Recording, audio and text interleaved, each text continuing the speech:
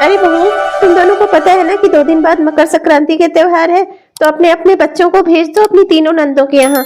कह दो कि उन्हें बुला लाए। यहाँ खिचड़ी है और यहाँ आकर उनके बच्चे और मेरी तीनों बच्चियां आकर यहाँ सब खिचड़ी बनाए, खाएं पिए, खुश रहें।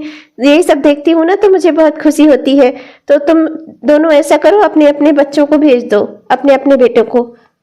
ठीक है माँ, मैं अभी भेज देती हूँ। छोटी दीदी के यहाँ मैं अपने छोटे बेटे को भेज देती हूँ और मझली दीदी के यहाँ बड़े बेटे को भेज देती हूँ।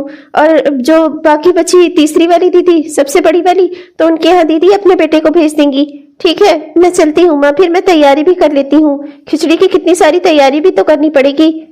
माँ, मैं अपने बड़े बेटे को बड़ी दीदी के यहाँ भेज दूँ, पर मेरा छोटा बेटा खाली ही है। अगर आप कहो तो फिर छोटी दीदी के यहाँ अगर भेजना हो तो फिर भाई अभी ही भिजवा दो, नहीं तो फिर मैं खिचड़ी वाले दिन अपने बच्चे को कहीं नहीं जाने दूंगी। हाँ माँ, और वैसे भी इतने सालों में आपने छोटी दीदी को तो कभी बुलाया नहीं, तो अब के साल तो आप उन्हें नहीं बुला रही हो ना। वो क्या है ना, मैंने ऐसे ही पूछ लिया, मैंने सोचा पूछ लूं कहीं आप खिचड़ी वाले दिन न भेजो मेरे बेटे को। अरे नहीं बहू, मैं उससे कहाँ बुलाने जा रही हूँ। मेरी चौथी बेटी वो बहुत दूर रहती है, उतने दूर से कहाँ यहाँ ठंडी में आएगी, परेशान होगी। उसे नहीं बुलाना मुझे।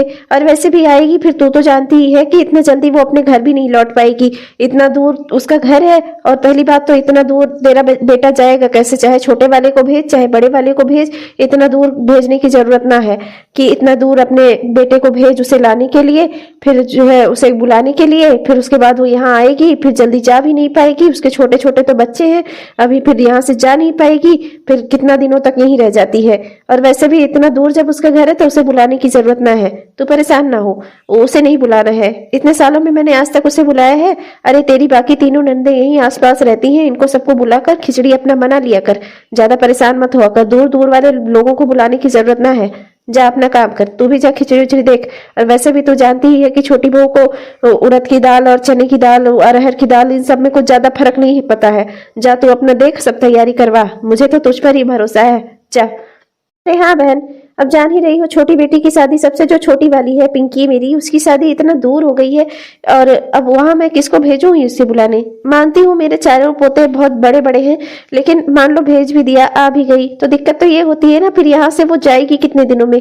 ये सब है यहीं रहने वाली है, बाकी तीनों अपना खाई पियेंगी, इंजॉय करेंगी, उसके बाद अपने अपने घर चली जाएंगी। ये आएगी तो फिर 2-3 दिन तो रुकेगी ही ना। और फिर मैं नहीं चाहती भाई कोई मेरे घर में 2-3 दिन तक रुके। मेरे बेटे का पैसा खर्च होता है, इतना सारा अनाज पानी लगता है, साबुन तेल नमक, अरे खर्चा कोई उठाना कोई बड़ी बात थोड़े है। अब जान ही रही हो आजकल की दुनिया में आप लोग कितना खर्चा लगता है। मैं अपने बेटे का एक्स्ट्रा खर्चा क्यों करवाऊं भाई? माँ, पड़ोस वाली आरती कह रही थी ना कि उसके मामा आए थे खिचड़ी लेकर, और उन लोगों को बुलाया भी है खिचड़ी खाने अपने ननिहाल। माँ, हमारी नानी हमें नहीं बुलाएंगी? माँ, इतने सालों में नानी ने हमें कभी नहीं बुलाया। माँ, वो हमें क्यों नहीं बुलाती? पता नहीं बेटा, मुझे भी नहीं पता। मैं तो जानती हूँ कि बाकी तीनों बहनें मेरी जाती हैं वहां खिचड़ी खाती हैं, सबको बुलाया जाता है, सिर्फ मुझे ही नहीं बुलाती। माँ, पता नहीं क्यों मेरे साथ ऐसा करती हैं, मुझे खुद भी नहीं समझ में आता। किसी को बुलाने भेजना तो छोड़ो, एक फोन तक नहीं करती कि बेटा चलिए आना अपने बच्चों को लेकर। पता नहीं मेरे साथ माँ ऐसा क्यों करती हैं। अच्छा माँ, आप चिंता मत करो, हमें भी नानी के घर नहीं जाना। नानी हमें नहीं बुलाती, हमें भी उनके घर नहीं जाना। आप चिंता मत करो माँ, आप दुखी मत हो, हम घर में ही खिचड़ी बना लेंगे और खा लेंगे। हाँ, और नहीं तो क्या, घर में खिचड़ी बनाओ खाओ। अब इतने सालों में तुम्हारी माँ ने नहीं बुलाया तो वो अब क्या बुलाएंगी? पता नहीं कैसा मायका है तुम्हारा। यहाँ लड़कियों को तो हर कोई बुलाता है, अपने मायके वाले सब अपनी लड़कियों को बुलाते हैं खिचड़ी में। तुम्हारी ही माँ को ऐसा देखा है? अरे मेरे दोस्त की बहन है, दिल्ली में रहती है, लेकिन तब पर भी उसे बुलाया जाता है, और तुम तो यहाँ नजदीक ही रहती हो, एक आध शहर ही छोड़कर, तब पर भी तुम्हारी माँ तुम्हें नहीं बुलाती। समझ नहीं आता आखिर कोई माँ अपनी बेटी के साथ ऐसा कैसे कर सकती है। मैं क्या करूं जी, मुझे खुद ही समझ में नहीं आता। माँ मेरे साथ ऐसा क्यों करती हैं? बाकी तीनों बहनों को तो बुलाती हैं, सिर्फ मेरे साथ ही ऐसा क्यों, ऐसा बर्ताव क्यों? अरे जाने दो, अब छोड़ो, अब क्या करने परेशान हो रही हो? इतने सालों में तो उन्होंने कभी न किसी कथा न दूरदुरिया, यहाँ तक कि भंडारा भी वो लोग अकेले कर लेते हैं, तब तो तुम्हें बुलाते नहीं, तो खिचड़ी में क्या बुलाएंगे? मेरे बच्चे कितना दुखी होते हैं, आस पड़ोस के लोग मुझे कितना ताने मारते हैं, मेरे खुद के पति भी मुझे बात सुनाने से पीछे नहीं हटते, पर मेरी माँ मेरे साथ ऐसा पता नहीं क्यों करती हैं। मैंने कहा था उन्हें कि मेरी शादी इतना दूर करवाओ बाकी तीनों बहनों की शादी नजदीक करवा दी, मेरी शादी इतना दूर करवा दी। ना तो यहाँ से मुझे कभी बुलाती हैं, ना मुझे एक फोन तक करती हैं। कोई भी फंक्शन होता है सब मिलकर आपस में कर लेते हैं, मुझे कोई नहीं बुलाता। हाँ, मेरी प्यारी बच्चियों, लो तुम सब खिचड़ी खाओ। देखो बड़ा बड़ा भगोना भर भर के बनवाया है मैंने तुम सब के लिए। अपने बच्चों को भी लाई हो ना, उन सबको भी कह देना अच्छे से खा लेंगे। नानी के घर की खिचड़ी है उनकी। अरे तुम सब खाती हो तभी तो मेरी बरकत होती है मेरी प्यारी बच्चियों। तुम सब इस आंगन में हंसती खेलती हो ना, मुझे बहुत अच्छा लगता है। आज के दिन तो मेरा कहीं जाने का मन नहीं करता, पर तुम तो जानती ही हो तुम्हारी नानी मुझे हर साल बुलाती है, और वो बुलाती है भाई तो मेरा जाना भी वहां पर बनता है। तो मैं वहां जाऊंगी अपनी माँ के घर। तुम लोग लेकिन यहाँ चिंता मत कर देना, तुम दोनों की दोनों भाभियां हैं ना, ये तुम दोनों का पूरा ख्याल रखेंगी, पूरी खातिरदारी करेंगी। जो चाहिए होगा अपनी भाभियों से मांग लेना, और अपने बच्चों को भी खिलाती पिलाती रहना। ये नहीं कि माँ चली गई तो तीनों हाथ पैर धोकर बैठ गई, ना किसी ने कुछ खाया ना पिया। हाँ नहीं तो। अरे नहीं माँ, हम खा पी लेंगे, आप चिंता मत करो। हमें तो पता है आप हर साल नानी के घर जाती ही हो, तो फिर इसमें नई बात क्या है माँ, आप चिंता मत करो, हम खा पी लेंगे। भाभी हमारा ख्याल रखती है, दोनों भाभी हमें सब कुछ दे देंगी आराम से। आप जाओ, आप चिंता मत करो। हाँ लो खाओ, ये निकाल के खिचड़ी ना तुम तीनों को दे दी है इन दोनों ने। अब तुम तीनों आराम से बैठकर खाओ, और जो भी और चाहिए हो ना सब ले लेना, सब तुम लोग के आगे ही रखा है। और जो और भी कुछ मदद की जरूरत हो अपनी भाभी से कह देना। मैं तो जा रही हूँ तुम्हारी नानी के घर, और तुम तो जानती ही हो मैं उनकी इकलौती बेटी हूँ, मुझे नहीं बुलाएंगी भला तो फिर उनके यहाँ मकर संक्रांति कैसे बनेगी। तो मैं तो जा रही हूँ अपनी माँ के घर, तुम तीनों अपना खाओ पियो, ठीक है, आराम से रहना तुम तीनों। आऊंगी मैं शाम तक। अच्छा बहू, जाओ जरा सा मेरी सैंडल वैंडल निकाल दो, मैं अभी अपनी बच्चियों से थोड़ा बात करके बस निकल रही हूँ, फिर नहीं तो मुझे भी देर हो जाएगी। वहां तुम्हारी नानी सास जो है चिंता कर रही होंगी, आखिर मेरे बिना वहां खिचड़ी बनेगी कैसे। मैं उनकी इकलौती बेटी जो हूँ। जाओ जाओ जाओ, तुम दोनों जल्दी जल्दी मेरी तैयारी कर दो निकलने की। बच्चियों तुम लोग अपनी भाभीयों की बिल्कुल चिंता मत करना, ये बड़ा बड़ा भगोना भर भर के मैंने खिचड़ी बनवाई है, पापड़ तलवाए हैं, चटनी पिसवाई है, सब काम हुआ है।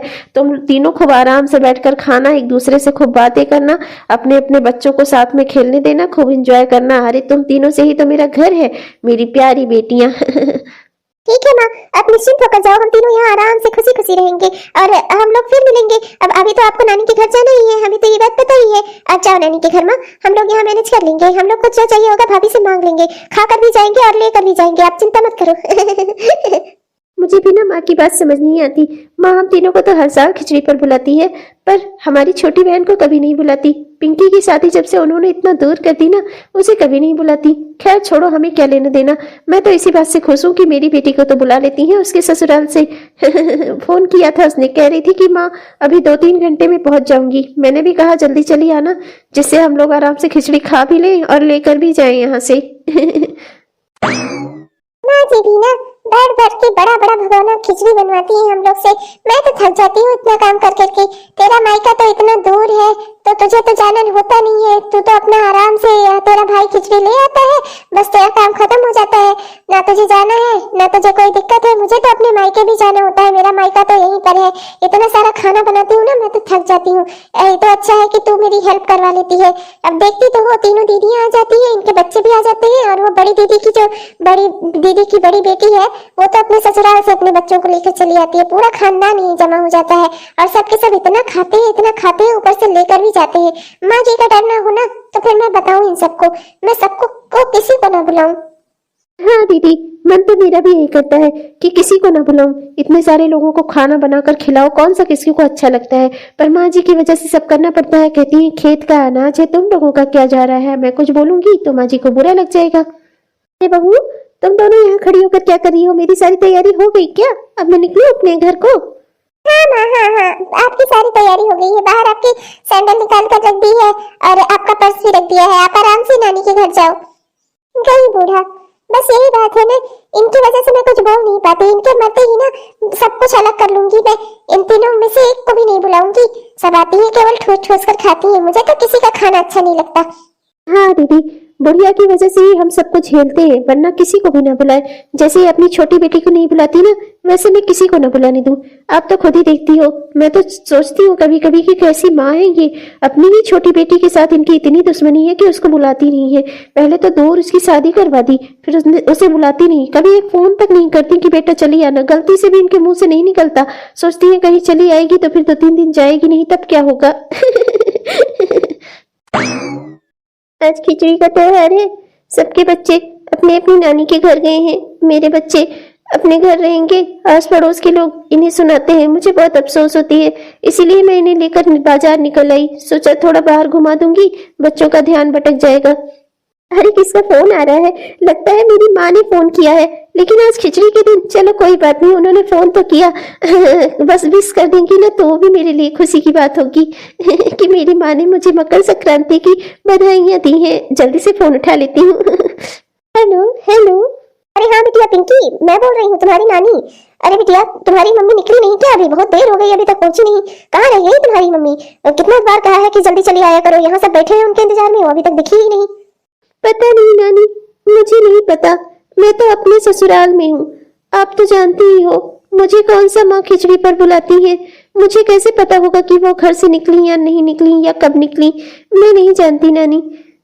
क्या तुम अपने ससुराल में हो खिचड़ी वाले दिन? अरे तीनों बेटियों को तो कह रही थी कि बुलाया उसने, तो मुझे लगा कि तुमको भी बुलाया होगा। तुमको नहीं बुलाया उसने? अरे ऐसा कैसे कर सकती है चंदा? अरे नानी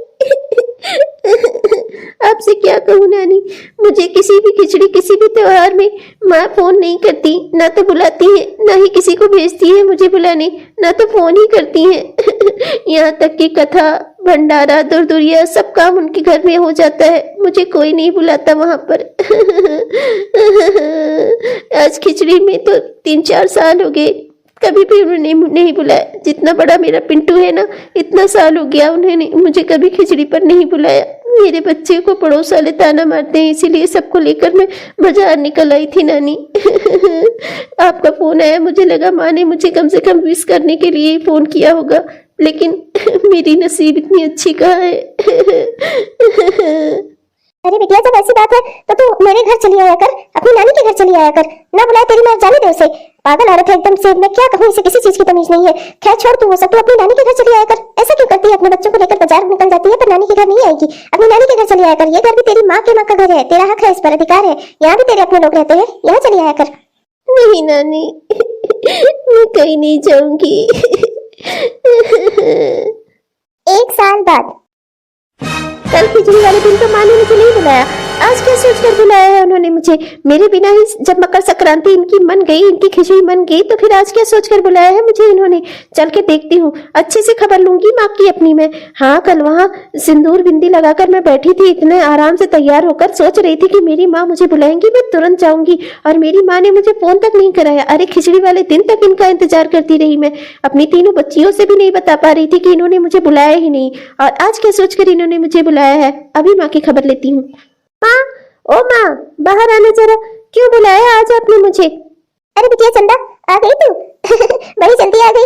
और बता इतने गुस्से में क्यों है, क्या बात हो गई? बताओ अम्मा, मैं खुशी मनाऊं या दुख मनाऊं? जब आपने मुझे खिचड़ी वाले दिन नहीं बुलाया तो आज क्या सोचकर बुलाया है आपने मुझे?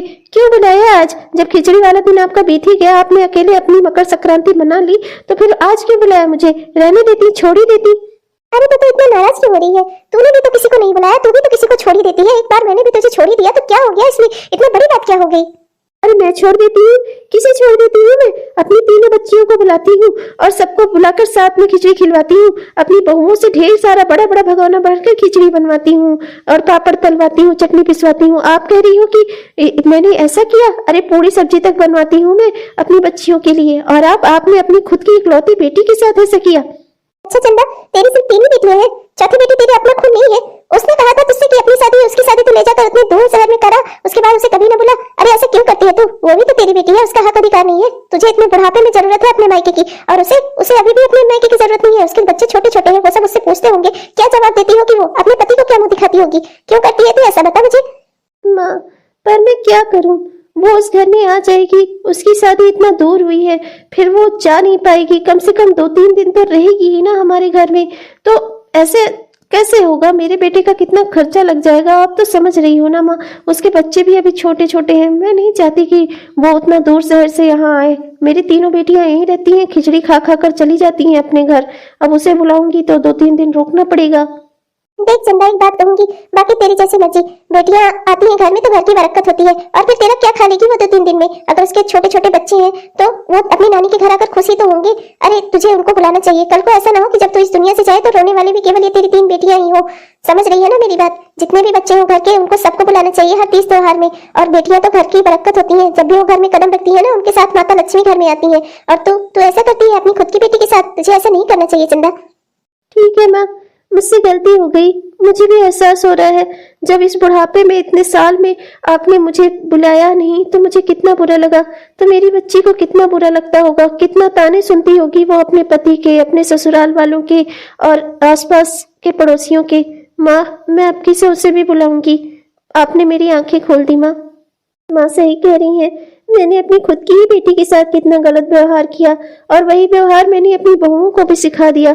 कल को मैं ना रही दुनिया में तो वो लोग मेरी बेटी के साथ वैसा ही बर्ताव करेंगी जैसा मैंने उन्हें सिखाया है। इन सब चीजों में मेरी ही गलती है। देखो बहुओं, तुम दोनों को अब की से अच्छे से समझा दे रही हूँ। तुम अपनी चारों दीदियों के यहाँ अपने बच्चों को भेजोगी। कौन सा बेटा कहाँ जाएगा ये तुम लोग तय कर लो आपस में, पर मेरी छोटी बेटी को भी बुलाया जाएगा आप खिचड़ी पर। हर तीज त्योहार में, चाहे वो खिचड़ी हो, होली हो, हर त्योहार में उसके घर भी बुलावा भेजा जाएगा। कोई भी कथा दुर्दुरिया मैं उसके बिना नहीं करूंगी। मैं चाहती हूँ कि वो भी मेरे घर में आए। बेटियां घर की बरकत होती हैं, वो जब घर में कदम रखती हैं ना तो उनके साथ माता लक्ष्मी घर में आती हैं। बेटियों के ना रहने से, घर से चले जाने से, दुखी होने से माता लक्ष्मी रूठ जाती हैं। समझ रही हो ना मेरी बात? मैंने जो गलती की है वो अब मैं सुधारूंगी। अगले साल से खिचड़ी में तुम्हारी चौथी ननद भी आएगी, सबसे छोटी वाली भी, मेरी बेटी पिंकी।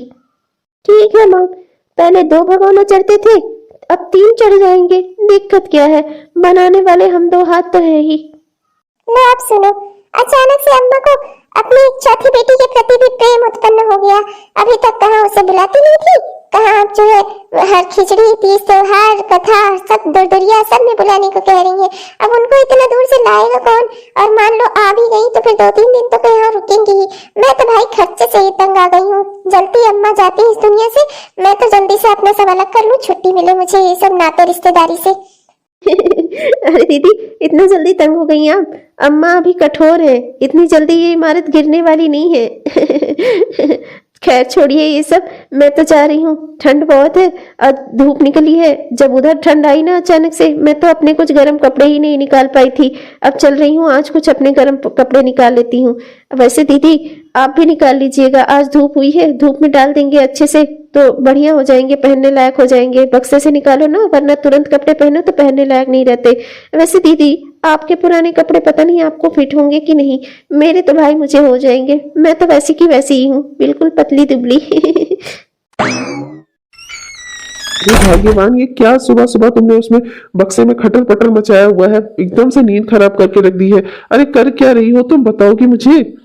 अरे अब बस भी करो। अरे कर क्या रही हो और इतना खुश क्यों हो गई अचानक से तुम, क्या बात है? अरे आपको पता है ये कपड़ा मैंने 3 साल पहले खरीदा था और आज भी ये मुझको फिट आ रहा है। अरे भाग्यवान, कुछ तो शर्म करो, सॉल है वो, सॉल। आप चुप करिए, आपसे ना मेरी खुशी देखी नहीं जाती, बस यही बात है। तो आपकी अम्मा रोज नए नए फरमान सुना सुना कर मेरा दिमाग खराब किए रहती है। अभी तक 3 दीदियों को बुलाती ही थी, उनके बच्चे, उनके बच्चों के बच्चे आया के खा रहे थे इस घर में, और अब आपको पता है चौथी बेटी को भी बुलाने की बात कर दी उन्होंने। अब जाएगा कौन उसको लेने? मेरा बड़ा बेटा, क्योंकि आप तो जानते ही हैं छोटी के दोनों बच्चे तो छोटे हैं अभी, वो तो यहीं तक ऋषि शहर तक घूम सकते हैं। मेरा बड़ा बेटा जाएगा उनको वहां पर बुलाने, और फिर वो भी आएंगी। अब एक भगोना और बनेगा खिचड़ी, और पापा ढेर सारे और तले जाएंगे, और चटनी पीसेगी, और ढेर सारा खाना बनेगा, छोला पूड़ी वगैरह वगैरह जो आपकी अम्मा बनवाती है। मेरा तो दिमाग खराब हो रहा है, बस यही मन करता है ना कि जल्दी से अलग हो जाऊं इन सब से। अरे चिंता मत करो, एक दिन वो भी दिन आ जाएगा। अभी जैसे तैसे मैनेज कर लो, जान ही रही हो सब कुछ अभी अम्मा के हाथ में है। 5 साल बाद माँ के जाने के बाद 2 साल हो गए, तब आई हूँ मैं यहाँ पर। आज भी खिचड़ी पर कोई बुलाने नहीं आया था। मुझे लगा कि ऐसे ही चली आती हूँ, कम से कम भाभी से मिल लूंगी तो इन्हें थोड़ा अच्छा लगेगा। अरे दीदी आप, अच्छा मकर संक्रांति वाले दिन आ गई। अरे क्यों आई दीदी आप? आपको पता है ना कि अब खिचड़ी विचड़ी नहीं बनती यहाँ पर। आपकी अम्मा के जाने के बाद बड़े भैया भाभी अलग हो गए, अब सब कुछ ले दे के आपके छोटे भैया और मुझी पर है। हम लोग अब कितना खर्चा वर्चा करेंगे? खैर अब छोटे छोटे बच्चों को लेकर आ ही गई हैं, तो हम तो आपके भैया के साथ बाहर जा रहे हैं भाई। तो एक काम करती हूँ, मैं आपको थोड़ी चावल दाल वाल दे देती हूँ, आप घर ले जाकर बना लेना खिचड़ी, बच्चों को भी खिला देना। नहीं भाभी, रहने दो, मैं तो बस यहाँ आप सबसे मिलने चली आई थी। मुझे लगा कि आप होंगी घर में तो कम से कम आपसे मिलजुल कर थोड़ी बातें हो जाएंगी। वैसे बिना त्योहार के तो मैं आ नहीं पाती, तो मैं इसीलिए चली आई थी। मैं जा रही हूँ, कोई बात नहीं, रहने दो आप, मैं यहाँ सीधा लेने नहीं आई हूँ। अरे दीदी, अब आप जान ही रही हो, मेरे दोनों बेटे सब बाहर चले गए हैं, बाहर जाकर पढ़ाई कर रहे हैं, बाहर रह रहे हैं, और मैं आपके भैया के साथ बाहर घूमने जा रही हूँ। तो अब कौन बचेगा ही घर में, हम तो ताला मार के जाने वाले हैं घर। बड़े भैया भाभी अपना अलग हो गए, अब हमें भी तो अपना घर का खर्चा पानी देखना है। ठीक है भाभी, कोई बात नहीं, आप चिंता मत करो, मैं यहाँ रुकने नहीं आई हूँ। दोपहर की ट्रेन है, मैं अपने बच्चों के साथ चली जा रही हूँ। मैं दोपहर की ट्रेन पकड़ लूंगी, शाम तक अपने घर हो जाऊंगी। अच्छा भाभी, चलती हूँ, नमस्ते। हाँ, गई बला टली। बड़े भैया भाभी तो अपना अलग हो गए, ये सारी नाते रिश्तेदारी सब हमारे सर पर है। माँ जी ने हमें कौन सा बहुत ज्यादा महल दे दिया है, जो दिया है वो सब बटा हुआ ही तो है। आधा तो बड़े भैया और भाभी का है, आधा में ही तो हमें मिला है। तो क्या अब हम इन्हें भी बुलाएं अपने घर? हाँ, मैं ऐसा नहीं करने वाली। बाकी तीनों बहनों की बात अलग है, माँ जी भी तो यही करती थी, अपनी तीनों बेटियों को बुलाती थी, और उन तीनों की बात भी अलग है। यही रहती हैं तो अक्सर कोई ना कोई काम लगता रहता है, तो उन्हें बुला लो। अब इन्हें कौन उस शहर से इस शहर में बुलाए, फिर इनके साथ अच्छे से व्यवहार करे, ये ना बाबा ना, ये सब नहीं होगा मेरे से। चलूं, मैं अपना तैयार हूँ, इनके साथ जा रही मार्केट घूमने, बाजार जाऊंगी, शॉपिंग करूंगी, मूवी देखूंगी, बाहर ही खाना खाएंगे आज हम दोनों हस्बैंड वाइफ। माँ जी के मरने के बाद कम से कम इस चीज की तो आजादी हो गई मुझे। अरे तो क्यों गई थी वहां पर? किसने कहा था वहां पर जाने के लिए? मैं तो तुम्हें हमेशा टोकता ही रहता हूँ, तुम ही मेरी बात नहीं मानती। तुम्हारी भाभीियों को अब तुमसे कोई लगाव नहीं है। वैसे भी जब तक तुम्हारी अम्मा जिंदा थी, कौन सा उन्हीं तुम्हें हरदम बुलाती रहती थी। अपनी तीनों बेटियों को बुला लेती थी, सालों तक तो उन्होंने तुम्हें बुलाया नहीं, यही 2-3 साल से बुलाना शुरू किया था, उसके बाद वो इस दुनिया से ही चली गई। अब छोड़ो, खैर नाते रिश्तेदारी हमें क्या लेना देना। मैं तो तुमसे ये बता रहा था कि मुझे एक बड़े शहर में, मुंबई में खूब बढ़िया सी जॉब मिली है, तो चलो अब हम सब वहां रहेंगे। ये शहर हम लोग वैसे भी छोड़ ही रहे हैं, नाते रिश्तेदारी भी खत्म ही है। वहां चलकर नए सिरे से नई जिंदगी की शुरुआत करेंगे। लोगों से कह देंगे कि न तुम्हारा मायका है, ना ही हमारा कोई ससुराल है, और हम लोग आराम से अपनी जिंदगी बिताएंगे। अब क्या करें जब हमारे घर वाले ऐसे हैं, तो ऐसा लगता है जैसे हम दोनों ने भाग कर शादी की हो। खैर छोड़ो ये सब कुछ। मेरे ससुराल वाले तुम्हें वैसे नहीं देखना चाहते, तुम्हारे मायके वाले तुम्हें बुलाते ही नहीं है। अब हमारा परिवार यही है जो है, वहां चलेंगे, नए सिरे से अपनी नई जिंदगी की शुरुआत करेंगे। जो पूछेगा उससे कह देंगे कि हमारे कोई नहीं है, हम दोनों ही अनाथ हैं। बहुत अफसोस होता है जी। मेरी माँ जब तक थी, कम से कम वहां जाकर 2-3 सालों से ही सही, कम से कम वहां जाकर उनसे थोड़ा बात करके मेरा दिल तो हल्का होता था। अब वो सब भी छूट गया। माँ के जाने के बाद मायका ही खत्म हो गया मेरा। भाभी मेरे साथ ऐसा करेंगी, मैंने कभी सपने में भी नहीं सोचा था। चिंता मत करो, छोड़ो, जाने दो ये सब बातें। तुम अपना सामान वामान पैक करो, हम यहाँ से निकलने की तैयारी करते हैं। समझ लो आज तुम्हारा मायके में आखिरी दिन था, अब तुम वहां कभी नहीं जाओगी। मेरे प्यारे बच्चे। दिल्ली से आपका ऑपरेशन करवा डाला, समझ नहीं आता मुझे दिक्कत क्या है। आपकी बाईपास सर्जरी हुई, लगभग 70 से 80 लाख रुपए खर्च हो गए उसमें। इतने सारे पैसे लग जा रहे हैं आपकी दवाई में, ऊपर से आपको कभी डायबिटीज, कभी ब्लड प्रेशर, समझ नहीं आता आखिर ये सब क्यों हो रहा है हमारे साथ। समझ तो मुझे भी नहीं आता, पर क्या ही कर सकता हूँ, मुझे भी नहीं पता अचानक से ऐसा क्या हो गया कि मेरी तबीयत इतनी खराब रहने लगी, कुछ समझ नहीं आता मुझे। मेरी माँ का फोन आ रहा है। हेलो हेलो, हाँ माँ मैं बोल रही हूँ। माँ क्या कहूँ आपसे, सब वैसे ही है, इनकी तबीयत सुधरने का नाम ही नहीं ले रही है। खर्चा पे खर्चा होता जा रहा है, इतना सारा पैसा लग जा रहा है, कुछ समझ नहीं आ रहा। अरे दीदी, तो मैं तुम्हें एक उपाय बताती हूँ ना। मेरे पहुंचे हुए पुरोहित जी है ना, उन्होंने मेरी बहुत सारी समस्याएं सुलझाई हैं। उन्हें उधर जाना है ना तुम्हारे वाले शहर, तो मैंने उन्हें तुम्हारे घर का पता दे दिया है। वो तुम्हारे घर जाएंगे, उनकी थोड़ी सेवा वेवा करना, वो तुम्हारे घर की सारी समस्याएं सुलझा देंगे। देख बेटा, इलाज और डॉक्टरों पर तो तूने बहुत भरोसा कर लिया, एक बार मेरे कहने से पुरोहित जी पे भी भरोसा करके देख ले। ठीक है माँ, आप बिल्कुल भी चिंता मत करो, आप पुरोहित जी को यहाँ भेजो, मैं उनकी पूरी सेवा करूंगी, पूरी देखभाल करूंगी उनकी। हो सकता है उनकी दया से, उनके आशीर्वाद से ही इनकी तबीयत ठीक हो जाए। हमारा रुपए पैसे बहुत खर्चा होता जा रहा है माँ, बहुत जगह सब कुछ सर झुकाकर मंदिर मस्जिद सब करके देख लिया। अब एक बार पुरोहित जी को ही मानकर देख लेती हूँ माँ, हो सकता है सब बढ़िया हो जाए। सुना जी आपने, मेरी माँ पुरोहित जी को भेजी है हमारे घर। पुरोहित जी आएंगे, हमारी जरूर सारी समस्याएं खत्म हो जाएंगी, आप चिंता मत करिएगा। अब तो सब भगवान का ही सहारा है भाग्यवान, अब क्या ही कर सकते हैं। ना बच्चा ना, तुम्हारे घर का पानी भी नहीं पी सकता मैं। तुम्हारे घर का जल ग्रहण करूंगा ना, पाप लगेगा मुझे, पाप पाप नहीं कर सकता मैं। तुम्हारे घर का पानी अन्न कुछ नहीं खा सकता मैं, तुम्हारी कोई सेवा नहीं ले सकता। तुम्हें पितृ दोष लगा है, इसी वजह से तुम्हारे दोनों बेटे बाहर जा जाकर शादी कर लिए और वहीं पर बस गए। तुम दोनों को छोड़ दिए वो लोग, और तुम लोग यहाँ अकेले रह रहे हो, और तुम्हें दिन प्रतिदिन रोग घेरते जा रहे हैं, सारा पैसा नष्ट होता जा रहा है। सब कुछ पितृ दोष के कारण हो रहा है, मुझे सब पता चल रहा है। मैं तुम्हारे घर का अन्न जल सेवा कुछ नहीं ले सकता, मैं बस यहीं से लौटूंगा अब। पुरोहित जी, इसका कुछ तो उपाय होगा, पितृदोष मिटाने का कोई तो रास्ता होगा। आप हमें वो रास्ता बताइए, वो मार्ग बताइए। हमारा सब कुछ खत्म होते जा रहा है पुरोहित जी। देखो बेटा, बात ऐसी है कि सब कुछ तुम्हारे ही कारण से तो हो रहा है। तुमने अपनी ननद को यहाँ इस घर से रुला कर भेजा ना, उसे इस घर में कभी निमंत्रण नहीं दिया। इस घर से, इस घर की बेटी जो इस घर में खेल कर पल कर बड़ी हुई, वो इस घर से आंसू बहाकर निकली है, और फिर वो यहाँ पर कभी नहीं आई लौटकर। उसका श्राप लगा और उसके श्राप से पितरों का दोष लग गया तुम दोनों पर, और इसी वजह से इनकी तबीयत बिगड़ गई। तुम्हारा रुपया पैसा दिन प्रतिदिन खर्च हो रहा है, तुम्हारे दोनों बेटे तुम्हें छोड़कर चले गए। जो संपत्ति जिस रूप में आई थी उसी रूप में चली जा रही है इस घर से, और ये सब कुछ हो रहा है तुम्हारी उस ननद के श्राप के कारण। उसने तुम्हें श्राप दिया नहीं, परंतु वो इस घर से रोकर गई ना, इसीलिए तुम्हें खुद ब खुद पितृ दोष लग गया।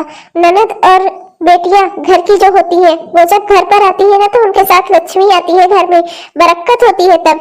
पर तुम लोग सोचते हो एक दिन अगर बहन को बुलाकर खिला दिया तो फिर कितना बड़ा हमारा घाटा हो जाएगा, नुकसान हो जाएगा, और आप उसके बदले में जो इतने सारे रुपए पैसे खर्च कर रहे हो वो ठीक है ना?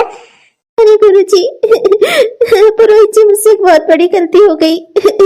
हाँ, छोटी ननद जी आई तो थी, मैंने ही उन्हें यहाँ से भगा दिया था। मैं नहीं चाहती थी कि वो यहाँ पर रहे या आए जाए। वो क्या है ना कि बड़ी भाभी बड़े भैया को लेकर अलग हो गई हैं, तो मैंने सोचा कि मैं भी अलग हो गई हूँ, तो अब मेरा क्या फर्ज बनता है उन्हें बुलाकर यहाँ खिलाने का। देखो बेटा, तुम बड़े भैया और बड़े भाभी की बात कर रही हो, पर उनका तो कोई हाथ ही नहीं है ना, कोई उनका लेना देना है।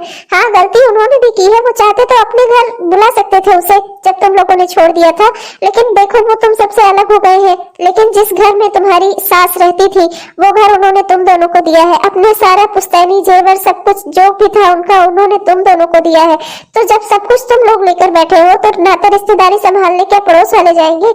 अरे तुम्हारे बड़े भैया भाभी वो तो हर चीज से निवृत्त होकर अलग हो चुके हैं ना, उन्होंने तो सिर्फ अपना हिस्सा ही लिया है, पर जो तुम्हारी सास का था सब कुछ उसे तो तुम लोग दोनों ने लिया है ना, तो आधा हिस्सा तो कम से कम तुम लोगों के पास है ही। और जिस घर में तुम्हारी सास रहती थी वो घर उन्होंने तुम्हें दिया है, तो हर चीज कौन संभालेगा? तुम ही दोनों तो। अब खैर मुझे कुछ नहीं कहना सुनना। देखो बेटा, मैंने जो परेशानी थी, समस्या थी, तुम्हें बता दी। अब तुम चाहती हो कि तुम्हारा सब ठीक हो जाए, तो अपनी ननद को यहाँ बुलाओ, खिलाओ पिलाओ, उसका सेवा सत्कार करो, तो हो सकता है कि तुम्हारा घर के पितृ दोष जो लगा हुआ है वो मुक्त हो जाओ तुम दोनों, और तुम्हारे बच्चे भी घर में वापस आ जाए, तुम्हारे पति ठीक हो जाए, और धन दौलत भी जो जिस रास्ते से जा रहा है वो सब कुछ वापस आ जाए। मैं तो भाई इतना ही कह सकता हूँ, बाकी मैं तुम्हारे घर का जल अन्न ग्रहण सेवा कुछ नहीं कर सकता। मैं यहाँ से जा रहा हूँ। ये मुझसे क्या हो गया? अब मैं कैसे मनाऊंगी ननद जी को? एक काम करो, जाओ तुम, चले जाओ, अभी जाओ, उसके घर जाओ और उसे बुला कर लाओ, यहाँ लाओ। मुझसे भी गलती हुई है, भले ही तुम मेरी पत्नी हो लेकिन वो भी तो मेरी बहन है। तुम उसके साथ गलत करती गई और मैंने इस समय तुम्हारा साथ दिया, इसी कारण मुझ पर भी पितृदोष लगा है। तुम जाओ, अभी उसे लेकर आओ, मैं भी उससे माफी मांगूंगा। ठीक है जी, मैं अभी जाती हूँ। भगवान, बस आज मेरी बहन मेरे घर आ जाए। अरे बहन जी, अजीब बात करती हो आप भी। अरे 4-5 साल में मैंने आपको कभी नहीं देखा, तो मैं आपसे पूछूंगा नहीं कि कौन हो आप? अरे वो दोनों पति पत्नी को यहाँ से गए हुए 5 साल हो गए हैं, आप अब आई हो। अब आई हो आप उनसे मिलने, कह रही हो आप उनकी भाभी हो। अरे कैसी भाभी हो आप? भैया मुझे पता नहीं कि वो लोग कहाँ चले गए हैं।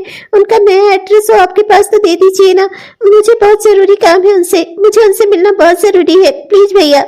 देखो बहन जी, मेरे पास उनका नया एड्रेस है नहीं, और होता भी ना तो मैं तुमको न देता। तुम जैसी भाभी बिल्कुल बेकार है। अरे भाभी के नाम पर कलंक हो। भाभी तो माँ समान होती है अपनी ननद के लिए, और तुमने तो खुद की ननद को ही इस तरीके से छोड़ दिया था। अरे आस पड़ोस के लोग कितना ताने मारते थे उन दोनों पति पत्नी को, हरदम जो होता था उनके बच्चों को सुनाता था, और तुम थी वो औरत डायन कहीं की। तुम्हारे बारे में तो मुझे अब पता चल रहा है। तो हमेशा सोचता रहता था बेचारी कितनी सीधी औरत है, और उसके घर वाले, मेरी खुद की पत्नी भी उसे ताने मारती थी। मैं हमेशा सोचा करता था कि ना जाने कैसे घर की लड़की है, कि उसके घर वाले कैसे होंगे। अब पता चल रहा है तुम जैसे हैं। खैर क्या कहूं मैं ऐसे ऐसे लोगों का। मैं एक बात समझ लो, तुम्हारा पति भी ऐसा ही हो रहा होगा। मेरी बहन भी है, मेरी बहन एक दिल्ली में है, एक मुंबई में है, एक गुजरात में है। तीन की तीनों को बुलाता हूँ मैं हर खिचड़ी हर त्योहार में, और कम से कम 4 दिन अपने घर में रखता हूँ, तब जाते हैं यहाँ से। और भगवान की कृपा है ना, सारी बरकत है मेरे घर में। महल जैसा घर है मेरा, किसी चीज, रुपए पैसे धन दौलत औलाद किसी चीज की कोई कमी नहीं है। सब कुछ भरा जरा है घर में। तुम जैसे इंसान को तो मैं उन लोगों का पता कभी ना दूं। भैया मानती हूँ मुझसे गलती हुई, इसलिए अब मुझे कोई भी कुछ भी कह सकता है। मैं घर चल के अपने पति को क्या मुंह दिखाऊंगी? मुझसे कैसे इतनी बड़ी गलती हो गई, अब मैं उन्हें कभी नहीं ढूंढ पाऊंगी। मैंने उन्हें बहुत ढूंढा, उनके घर भी गई थी, पर कोई नहीं मिला मुझे वहां पर। वो सब वो घर छोड़कर जा चुके हैं, कहाँ गए किसी को कुछ नहीं पता। जाने दो सुमन, समझ सकता हूँ मैं, मेरी बहन को कितनी ठेस लगी होगी। अड़ोसियों पड़ोसियों और नाते रिश्तेदारों के ताने सुन सुनकर वो यहाँ से चली गई। सारी गलती मेरी भी है तुम्हारे साथ साथ। तुम तो उसकी भाभी थी, मैं तो उसका भाई था, अपना खून था। मैं, मेरे साथ खेलकर वो इस घर में बड़ी हुई थी, और मैंने ही उसके साथ ऐसा किया। अब हमारे ऊपर से पितृदोष कभी नहीं हटेगा। हमें पितृदोष के साथ ही जीना होगा। हाँ सुमन, अब ये हमारे करनी का फल है, इसे हमें भोगना तो होगा ही। हेलो दोस्तों, आप सबको मेरा प्यार भरा नमस्कार। कैसे हैं आप सब? उम्मीद तो करती हूँ कि बहुत ही बढ़िया होंगे। आपने हमारा यह वीडियो पूरा देखा, इसके लिए आपका बहुत बहुत धन्यवाद। तो कैसा लगा आपको? अगर पसंद आया दोस्तों तो कृपया वीडियो को लाइक और व्हाट्सएप के माध्यम से अपने दोस्तों और रिश्तेदारों को शेयर करना मत भूलिएगा। और हाँ दोस्तों, हमारे इस चैनल को सब्सक्राइब करना भी मत भूलिएगा, जिससे हम जो भी वीडियोस रोजाना डालते हैं वो आप तक तुरंत पहुंचते रहे। चैनल को सब्सक्राइब कर लीजिएगा और ऑल नोटिफिकेशन को ऑन कर लीजिएगा, जिससे हमारे रोजाना की वीडियोस के नोटिफिकेशन आप तक तुरंत पहुंचते रहे और आप हमारे वीडियोस का आनंद तुरंत लेते रहे।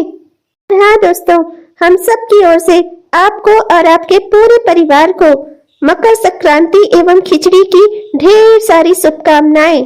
हैप्पी खिचड़ी।